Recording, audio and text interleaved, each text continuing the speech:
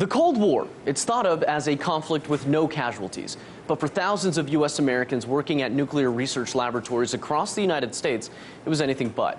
A new report by McClatchy has shined a light on millions of federal records spanning 7 decades. The report has arrived at some alarming statistics about the true casualties of the Cold War. Journalists at McClatchy spent over a year gathering research, and here are just a few of their findings. At least 33,480 former nuclear workers who received compensation from a special fund created in 2001 have died.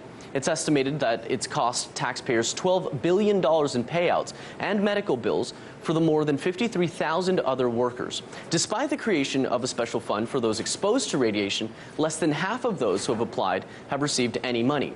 And despite the fact that the arms race of the Cold War era is supposedly over, another 186,000 workers have been exposed to radiation since 2001, amounting to $11 million in payouts to at least 118 workers.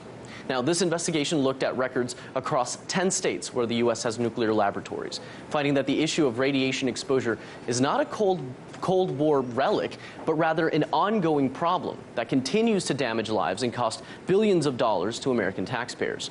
Now, part of the project includes an interactive database, seen here, where you can select a name and see the diagnosis and story of each of the 107,394 workers who have been diagnosed with cancers and other diseases after their efforts in helping America build its nuclear stockpile. Now, these latest findings about the tremendous sacrifice made by American men and women in the name of U.S. national security are sure to raise new questions over America's continued nuclear ambitions. Now, this is especially relevant now ahead of a $1 trillion plan put forth by the Obama White House to modernize the U.S. nuclear arsenal over the course of the next 30 years. Manuel Rapalo, RT Studios, Washington.